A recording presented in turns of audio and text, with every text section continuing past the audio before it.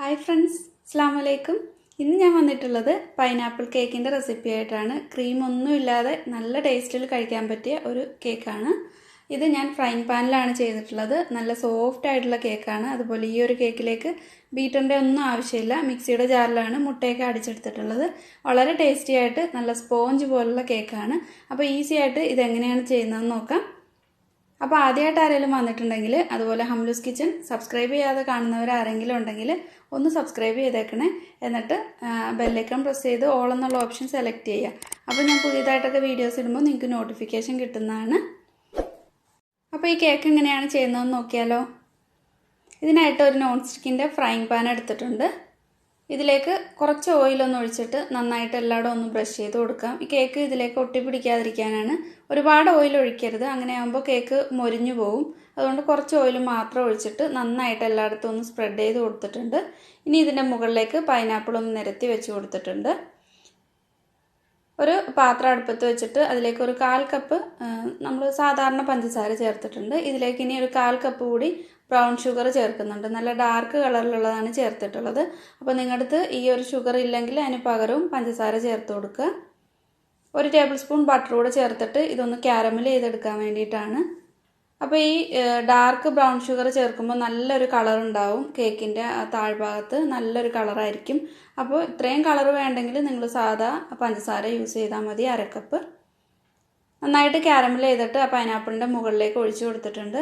അപ്പോൾ നിങ്ങൾ ഓവനിലാണ് ചെയ്യുന്നതെങ്കിൽ ആദ്യം ഈ ക്യാരമൽ ഒഴിച്ചു കൊടുത്തിട്ട് അതിൻ്റെ മുകളിൽ പൈനാപ്പിൾ നിരത്തി വെച്ചാൽ മാത്രം മതി.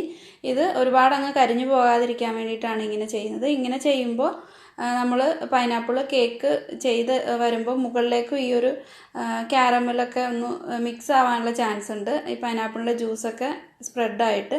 അതുകൊണ്ട് നിങ്ങൾ ഓവനിൽ ചെയ്യുകയാണെങ്കിൽ ആദ്യം ക്യാരമൽ ഒഴിച്ചിട്ട് അതിൻ്റെ മുകളിൽ പൈനാപ്പിൾ നിരത്തി വെച്ചാൽ മതി. ഒരു ബൗളിൽ ഞാൻ 1/2 കപ്പ് മൈദ ഇട്ട് കൊടുക്കുന്നുണ്ട്. ഇതിന് പകരം ഗോതമ്പ് മാവ് വേണമെങ്കിലും യൂസ് ചെയ്യാം, നിങ്ങൾക്ക് മൈദ ഇഷ്ടമല്ലെങ്കിൽ.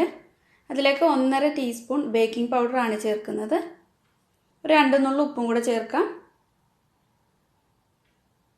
എല്ലാം കൂടെ നന്നായിട്ടൊന്ന് മിക്സ് ചെയ്തിട്ട് മാറ്റി വയ്ക്കാം.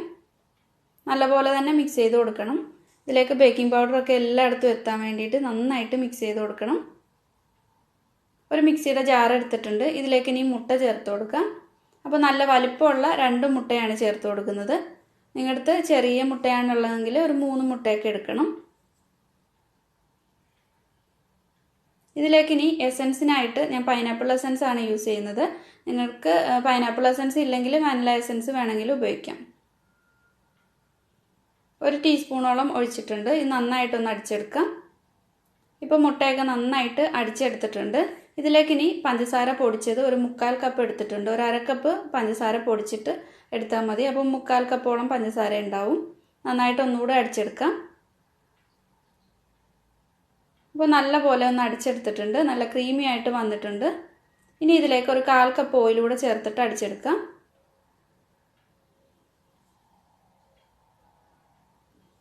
ഇപ്പോൾ മുട്ടയും ഓയിലും പഞ്ചസാരയും എല്ലാം നല്ലപോലെ മിക്സ് ആയിട്ടുണ്ട്. നല്ലപോലെ പതഞ്ഞ് വന്നിട്ടുണ്ട്. ഇത് ആ മൈദയുടെ മിക്സിലേക്ക് ചേർത്ത് കൊടുക്കാം. അപ്പോൾ ഇനി ഇതിലേക്ക് ഞാൻ പാൽ കൂടി ചേർക്കുന്നുണ്ട്. ഒരു 1/2 കപ്പ് പാല് ചേർക്കുന്നുണ്ട്. അപ്പോൾ നിങ്ങളുടെ അടുത്ത് പൈനാപ്പിൾ ജ്യൂസ് ഉണ്ടെങ്കിൽ ഈ പാലിന് പകരമായിട്ട് പൈനാപ്പിൾ ജ്യൂസ് യൂസ് ചെയ്യാം. എൻ്റെ അടുത്ത് പൈനാപ്പിൾ ജ്യൂസ് ഇല്ലാത്തതുകൊണ്ടാണ് ഞാൻ ഇതുപോലെ പാല് ചേർക്കുന്നത്. പാല് ചേർത്താലും കുഴപ്പമൊന്നുമില്ല, നല്ല സോഫ്റ്റ് ആയിട്ട് തന്നെ കേക്ക് കിട്ടും. കട്ടയില്ലാതെ തന്നെ ഇതേപോലെ ഒന്ന് മിക്സ് ചെയ്ത് കൊടുക്കാം. അപ്പോൾ നിങ്ങൾക്ക് ഈ ഒരു വിസ്ക് ഇല്ലെങ്കിൽ സ്പൂൺ ഉപയോഗിച്ചിട്ട് വേണമെങ്കിലും ചെയ്യാം. 1/2 കപ്പ് പാല് ചേർത്തിട്ടുണ്ട്.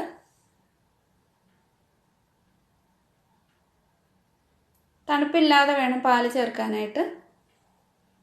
ഇപ്പോൾ കേക്കിൻ്റെ ബാറ്റർ എല്ലാം നന്നായിട്ട് മിക്സ് ചെയ്തെടുത്തിട്ടുണ്ട്. ഈ ഒരു കൺസിസ്റ്റൻസിയിലാണ് വേണ്ടത്. ഒരുപാടിട്ടങ്ങ് ഓവർ മിക്സ് ചെയ്യരുത്, അങ്ങനെ ആകുമ്പോൾ കേക്ക് നല്ല സോഫ്റ്റായിട്ട് കിട്ടില്ല. ഇനി ആ പൈനാപ്പിളിൻ്റെയൊക്കെ മുകളിലേക്ക് ക്യാരമലും പൈനാപ്പിളൂടെ നമ്മൾ നേരത്തെ വെച്ചിട്ടുള്ളതിൻ്റെ മുകളിലേക്ക് ഒഴിച്ചു കൊടുക്കാം. ഒരു 9 ഇഞ്ചൊക്കെ വലിപ്പമുള്ള ഒരു ഫ്രൈങ് പാനാണ് ഞാൻ എടുത്തിട്ടുള്ളത്.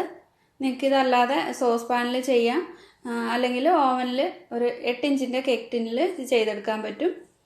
180 ഡിഗ്രിയിലാണ് ഓവൻ പ്രീ ഹീറ്റ് ചെയ്തിട്ട് ഒരു 30 മുതൽ 45 മിനിറ്റ് വരെ ബേക്ക് ചെയ്തെടുത്താൽ മതി. അപ്പോൾ ഞാനിവിടെ ഒരു തവ ചൂടാക്കി എടുക്കുന്നുണ്ട്. എന്നിട്ട് ലോ ഫ്ലെയിമിലേക്ക് മാറ്റിയിട്ട് വേണം ഈ ഒരു ഫ്രൈങ് പാൻ അതിൻ്റെ മുകളിലേക്ക് വെച്ച് കൊടുക്കാനായിട്ട്.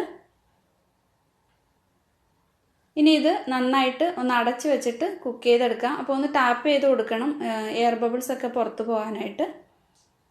ഒരു 30 മിനിറ്റ് ഇതിനി കുക്ക് ചെയ്തെടുക്കാം. അപ്പോൾ 30 മിനിറ്റ് കഴിഞ്ഞിട്ടുണ്ട്. ലോ ഫ്ലെയിമിലാണ് ഞാൻ വെച്ചിട്ടുള്ളത്. അപ്പോൾ നന്നായിട്ട് കുക്കായി വന്നിട്ടുണ്ട്. 25 മിനിറ്റ് കഴിഞ്ഞിട്ട് തുറന്ന് നോക്കിയാൽ മതി. ഇതിനി ഒരു പ്ലേറ്റിലേക്ക് കമിഴ്ത്തിയിടാം. ചൂടോടെ തന്നെ ഞാനിങ്ങനെ ഒരു പ്ലേറ്റിലേക്ക് മാറ്റുന്നുണ്ട്.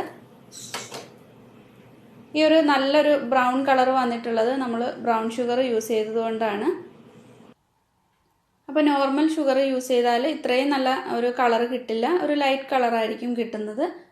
നല്ല സോഫ്റ്റ് ആയിട്ടുള്ളൊരു കേക്കാണ്. നിങ്ങൾക്കിത് കട്ട് ചെയ്യുന്ന കാണുമ്പോൾ തന്നെ മനസ്സിലാവും. നല്ല സോഫ്റ്റാണ്. അതുപോലെ നല്ല കഴിക്കാനും നല്ല ടേസ്റ്റാണ്. ക്രീമൊന്നും വേണ്ട, ചായക്കൊപ്പമൊക്കെ കഴിക്കാൻ പറ്റിയ നല്ലൊരു കേക്കാണ്. ചെറിയ ചൂടോടെ തന്നെ നമുക്കിത് കഴിക്കാം. അപ്പോൾ ഈ ഒരു കേക്ക് എല്ലാവരും ഒന്ന് ട്രൈ ചെയ്ത് നോക്കുക. എന്നിട്ട് ഫീഡ്ബാക്ക് അറിയിക്കുക. അതുപോലെ ഈ വീഡിയോ ഇഷ്ടമായിട്ടുണ്ടെങ്കിൽ ലൈക്ക് ചെയ്യുക. നിങ്ങളുടെ ഫാമിലിക്കോ ഫ്രണ്ട്സിനൊക്കെ ഒന്ന് ഷെയർ ചെയ്ത് കൊടുത്തിട്ട് സപ്പോർട്ട് ചെയ്യാൻ മറക്കരുത്. അതുപോലെ സബ്സ്ക്രൈബ് ചെയ്യാത്തവർ എപ്പോഴും പറയുന്ന പോലെ മറക്കാതെ തന്നെ സബ്സ്ക്രൈബ് ചെയ്യുക. അതുപോലെ ബെല്ലൈക്കൺ പ്രസ് ചെയ്ത് ഓൾ എന്നുള്ള ഓപ്ഷൻ സെലക്ട് ചെയ്യുക.